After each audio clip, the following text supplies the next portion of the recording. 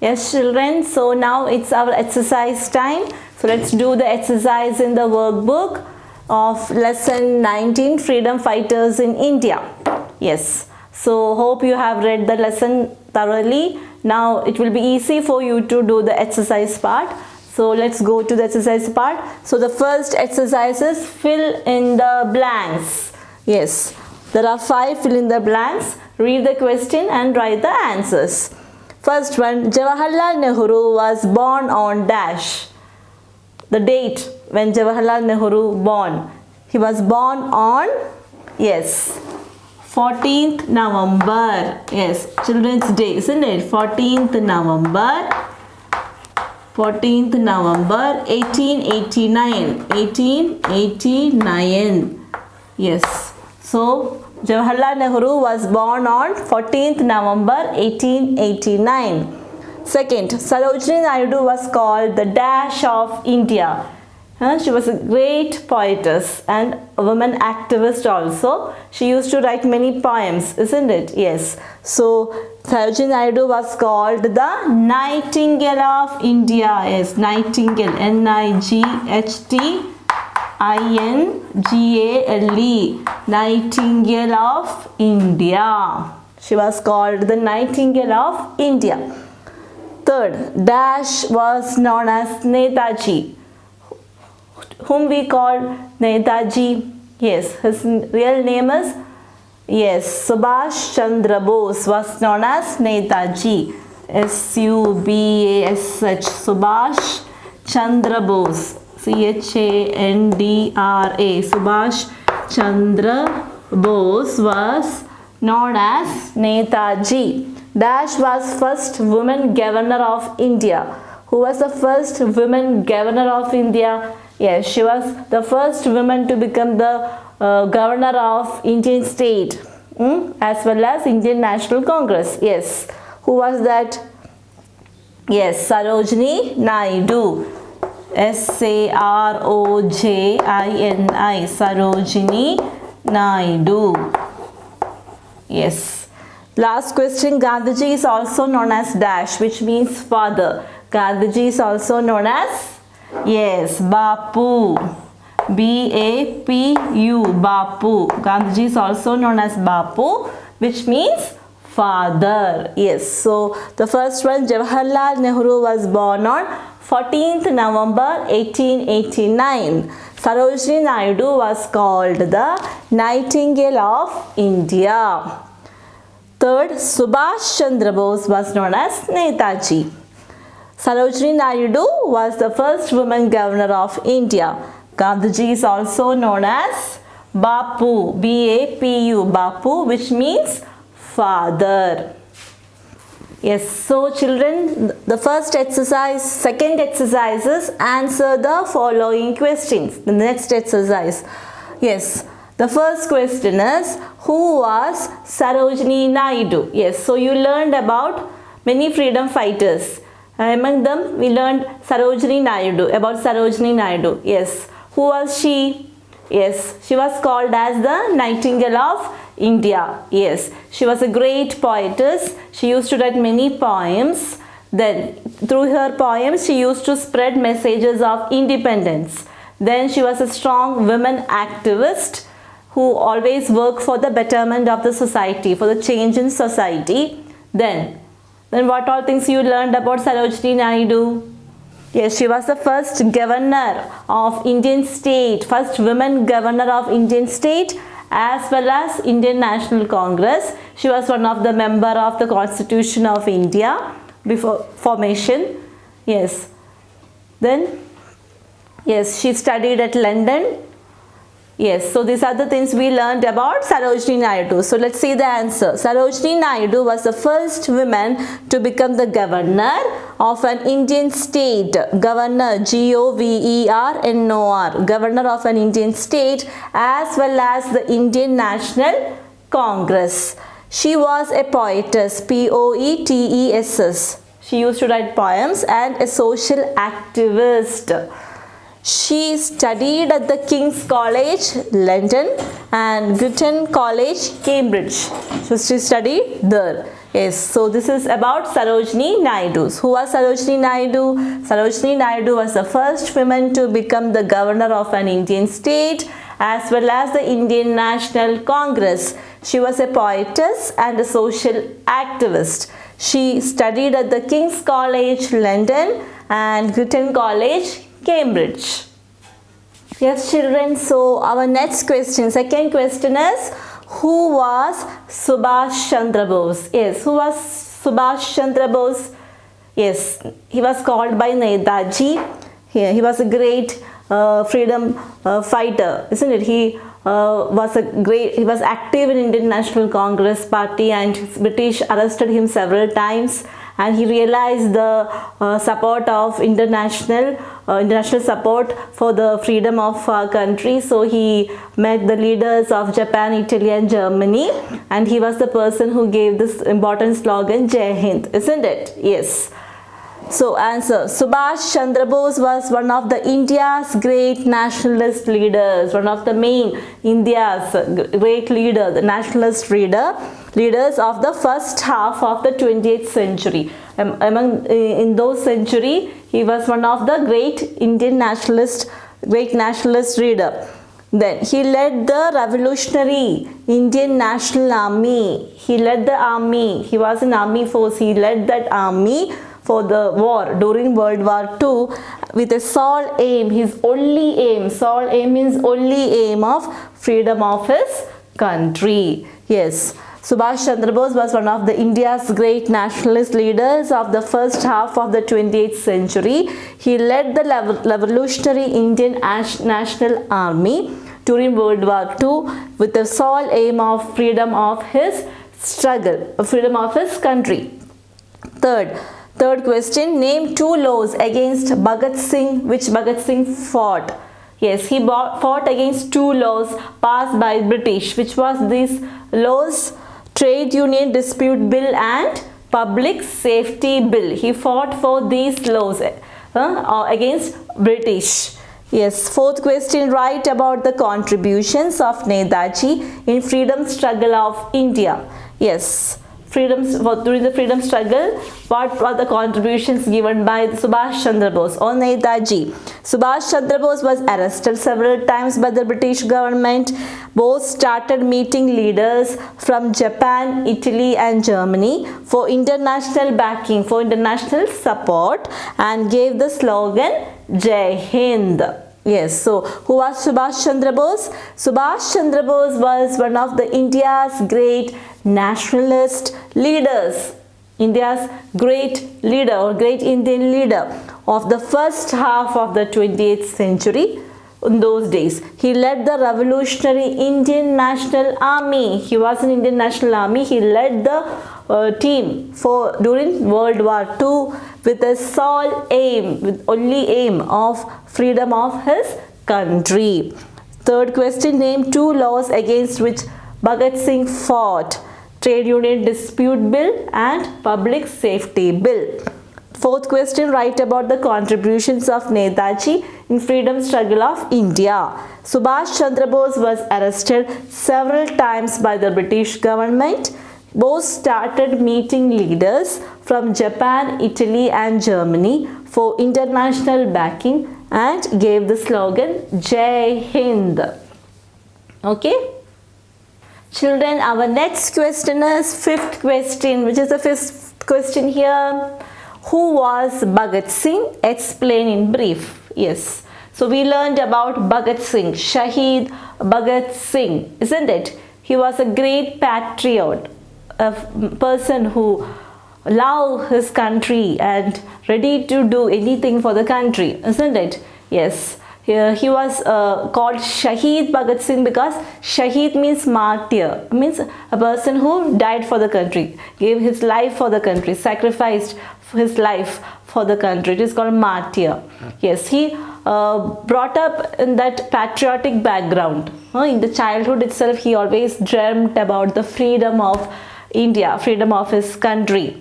Yes. and he met Rajguru and Sukhdev, and she shared his thoughts, and all the three they fought with many wars, like guerrilla wars, some small wars here and there for the freedom of the people of India. He always fought against the laws, British laws.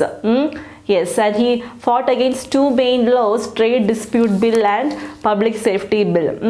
Yes, and he blasted bombs also in Assembly Hall. Because of that, British arrested him and hanged to death. And he gave the slogan, Inqilab Zindabad. Inqilab Zindabad. People used to tell this slogan while they led the strike against British. When they form a union, a group against the British, they always say this slogan, Inqilab Zindabad. Yes. So who was Bhagat Singh? Explain in brief. Bhagat Singh was a great patriot who always dreamt of seeing his country free and fought for the rights of humanity. He always fought for the human rights. He fought several guerrilla wars, Guerrilla, guerrilla wars with others, blasted bombs inside the assembly hall, shouting slogans of Inqilab Zindabad to revolt against two laws for which he was arrested and hanged to death. Name which slogan was given by Bhagat Singh? Inqilab Zindabad. So the spelling INQULAB, Inqilab Zindabad, ZINDABAD, Inqilab Zindabad. Okay. So who was Bhagat Singh? Explain in brief. Bhagat Singh was a great patriot who always dreamt of seeing his country free and fought for the rights of humanity. He fought several guerrilla wars with others, blasted bombs inside the assembly hall, shouting slogans of Inqilab Zindabad to revolt against two laws for which he was arrested and hanged to death. Which slogan was given by Bhagat Singh? Sixth question. Which slogan was given by Bhagat Singh? Inqilab Zindabad. Okay. Yes, children. So coming to the next question is seventh question. Yes, which is the seventh question here? Write a short note on Jawaharlal Nehru and Mahatma Gandhi's contribution in the freedom of India. Yes, you have to write about the contribution of Mahatma Gandhiji and Jawaharlal Nehru to the freedom of India. Yes, so Jawaharlal Nehru, he was the first Prime Minister of India. Jawaharlal Nehru was the first Prime Minister of India. He helped Gandhiji in the struggle for independence from Britishers. Yes, he supported and he helped Gandhiji to get freedom from the British rule. He was also a great internationalist. Jawaharlal Nehru was also a great internationalist. Internationalist. Internationalist. A person who believed in the cooperation and understanding of nations. And one of the founders of non-aligned movement, NON-ALIGNED, non-aligned movement. He was the founder of that movement. Then next is about Mahatma Gandhi. Mahatma Gandhi served the nation to make it a much better place to live.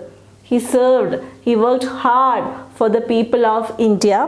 He gave up everything for that. He gave up everything. His low career. He gave up his job. He left his job, his house, his wealth and family to fight for justice.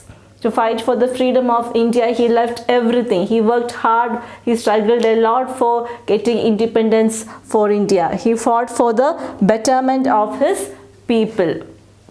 Yes, children, so coming to the last question in this session, answer the following is 8th question. So which is the last question here? Can you read? Yes, who is known as the father of the nation and why? Who is known as the father of nation? Mahatma Gandhi is known as the father of the nation. Yes, Mahatma Gandhi is known as the father of the nation. MAHATMA, Mahatma GANDHI, Gandhi. Mahatma Gandhi is known as the father of the nation. Full stop. He was one to whom the nation owes its independence. He was the person to whom nation give its independence. He was strong enough to take the responsibility of the country. He was so strong to take the whole responsibility of India, of our country, and usher it, guide it to the world of sovereignty, the world of supreme power. Yes, Mahatma Gandhi is known as the father of the nation. He was one to whom the nation owes, O-W-E-S, owes means gives something to someone, owes its independence. He was strong enough to take the responsibility, responsibility, responsibility of the country, and usher, U-S-H-E-R, means guiding, usher, show, guiding, usher it to the world of sovereignty, supreme power. Okay, S-O-V-E-R-E-I-G-N-T-Y, sovereignty. Okay, yes children, so next section is hot section. So here there is a question and you have to read the question, think about it and answer. Yes, what are the responsibilities of a good citizen? Yes, we all are citizens of our country, India. We are living in India, so we are citizens of India, we say. We have the right to vote. When election comes, we can right to vote. We have many rights and duties to do when we live in our country, India. So we are citizens of India. So what are our responsibilities? Respect and obey federal, state and local laws. As a citizen of India, we are responsible to obey, or we should respect and we should obey the duties of government, the laws of government, state government, and also federal, related to government only. Federal government, that government duties, the laws, everything we have to obey, we have to respect. It belongs to central government, federal, then state and local laws, whatever laws are there here, that we should follow it, strictly we should follow. We should not go against anything. Then respect the rights, beliefs and opinions of others. We should respect the right of others, opinions of others. Simply we should not fight with others. They have their own beliefs. We have to respect them. Pay income and other taxes honestly. Pay income and other taxes. Tax is a fee that people are paying to the government. It is mandatory. It is compulsory that we should pay tax according to our income, our company's profit, etc. We have to, all the people of India have to pay tax to the government for the services they are giving to us, like road, hospital services, education, housing, etc. So based on our income, company's profit, everything, we have to pay the tax to the government. This is a fee that we are paying to the government. So we have to pay it honestly and on time. On time we have to pay it to federal, state and local authorities, or to all this government, state government, central government and the local authorities. Defend the country if the need should arise. Yes, if there is any need, then we should defend the country. Means if there is any danger is happening to our country, if there is any attack, then if possible we can defend the country, we can save our country from enemy's attack if the need arises, if there is need, if there is any need to help others, to help our country, the people of India. If any dangerous situation comes, we should help. Yes, so these are the responsibilities of a good citizen. As we are living in India, so we are citizens of India, we have some responsibilities. So these are the responsibilities. Respect and obey federal, state and local laws. Respect the rights, beliefs and opinions of others. Pay income and other taxes honestly and on time to federal, state and local authorities. Defend the country if the need should arise. Okay. Yes children, so next is value based questions. So there is a value in every lesson which you learn, isn't it? So every lesson has a value of its own. After completing the lesson We are learning a value from that, isn't it? Yes. So let's see the value based question over here. Do you believe in the unity in diversity of India? How do you treat the people of other religions? Do you respect all the religions? Yes, this question is asking to you. Do you believe in unity in diversity of India? What is unity in diversity? Unity, we should show unity in all aspects, like even if it is in a religion or if even in a language or a culture, traditions. India is a land of different religions, different culture, different traditions. If we take from Jammu Kashmir to Kanyakumari, India, we can see different customs and traditions. But still people of India live together with that love and brotherhood. So India is the best example of unity in diversity. Because India is a country where we can see different religions and languages and different kinds of cultures and traditions for the people. But we should always respect other religion. We should show love and brotherhood towards other people, even though if they are not our religion, if they are speaking different language, if they have different tradition or culture, whatever. We should respect them. We should not fight with them. We should live together in a peaceful way. Yes. So yes, I respect all the religions. Yes, you should respect all the religions. It is important to respect all the religions because it can bring different cultures closer together. If we respect all the religions, then we can bring every people closer together. Respecting and accepting each other's religions means one less reason to discriminate others. If we respect and if we accept each religion, that means there won't be any reason to differentiate others or discriminate others, separation of others, and there won't be any conflicts and fights, any disputes, conflicts, fight between people. So that is very important. So it is very important to respect other religions. Yes, I respect all the religions. It is important to respect all the religions because it can bring different cultures closer together. Respecting and accepting each other's religions means one less reason to discriminate others and less conflicts and fights. So the value that you learn from here is we have to respect each and everyone, the religions, the customs, the language, whatever they speak or whatever tradition they follow. We have to respect each other's religion, everything, and we should live in unity. We should not fight. We should not find a reason to fight or dispute or conflicts between people. Yes. Now, home assignment project. So what is the project given here? Paste the pictures of freedom fighters of India in scrapbook and write the messages given by them. Yes, you can paste the pictures of different freedom fighters of India. Already you learned about Mahatma Gandhi, Jawaharlal Nehru, Bhagat Singh, Sarojini Naidu, Netaji, Subhash Chandra Bose and all.